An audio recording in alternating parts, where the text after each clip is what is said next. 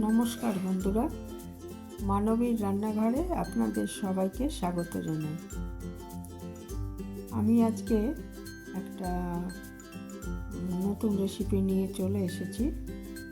এই সময় তো সবার বাড়িতেই প্রচুর ফুলকপি আসে, কিন্তু অনেকেই এই ফুলকপির ডাঁটাগুলো ফেলে দেন।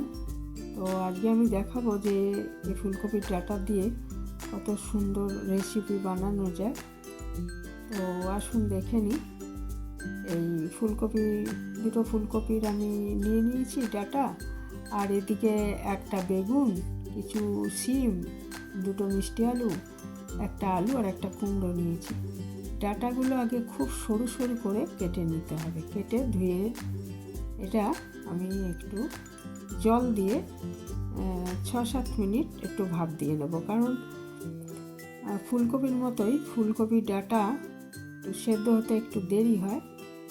তো অন্য সবজিগুলো তাহলে গলে যাবে, ডাঁটাটা সেদ্ধ হবে না, ওই জন্য 6-7 মিনিট একটু জল দিয়ে ভাপ দিয়ে নিলাম, একটু হালকা সেদ্ধ করে নিলাম। তারপরে একটা কড়াইতে সর্ষের তেল দিয়ে বিউলি ডালে বড়ি ভেজে নিয়েছি কিছু, এবং বাকি তেলটার মধ্যে কালো জিরে ফোড়ন দিয়েছি।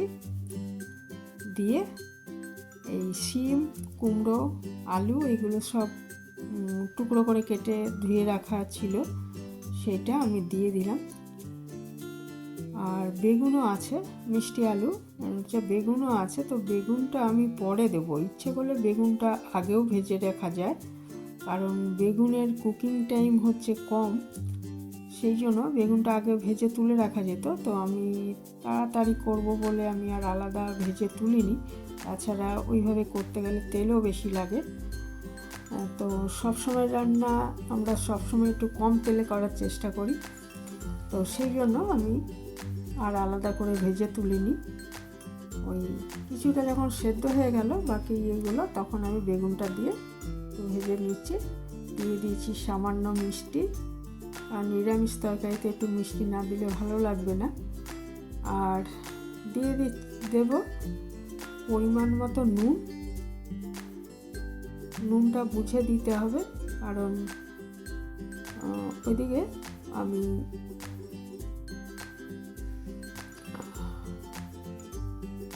সর্ষে বেটে নেবো একটু, আর কি সর্ষেটাও নুন দিয়ে বাটবো। যে সেদ্ধ করা যে ইয়েটা ছিল, ফুলকপির ডাঁটাগুলো ছিল, সেগুলো এবার এর মধ্যে দিয়ে দিচ্ছি।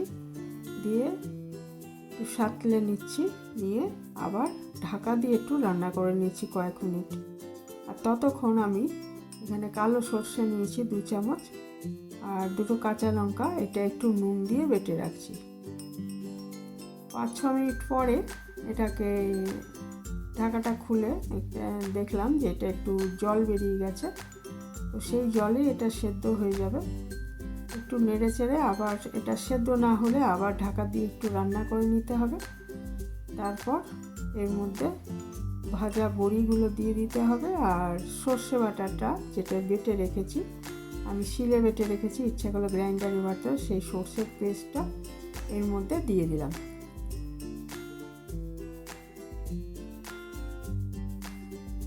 খুবই অল্প উপকরণে অত্যন্ত সুস্বাদু হয় এটা ফুলকপির ডাঁটার চচ্চড়ি।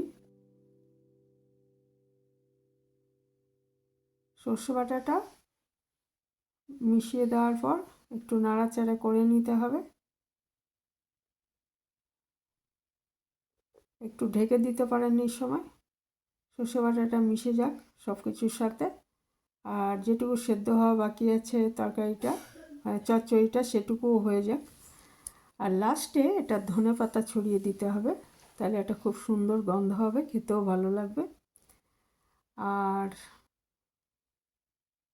একটু খাড়া খাড়া ভাব অনেক সময় দেখায়, সেরকম যদি হয়, বা দেখা গেল একটু জলো ভাবটা রয়ে গেছে অথচ তরকারিগুলো সেদ্ধ হয়ে গেছে, তখন 2 চামচ আটা বা ময়দা দিয়ে এটাকে শুকনো শুকনো করে নেওয়া যায়। একদমই শুকনো শুকনো হবে, কারণ এটা একটা চচ্চড়ির রেসিপি।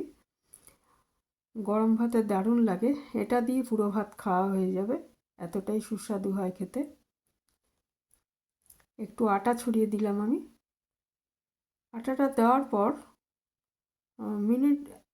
দেড় দুয়েক নেড়ে চেটে দিলেই হয়ে যাবে।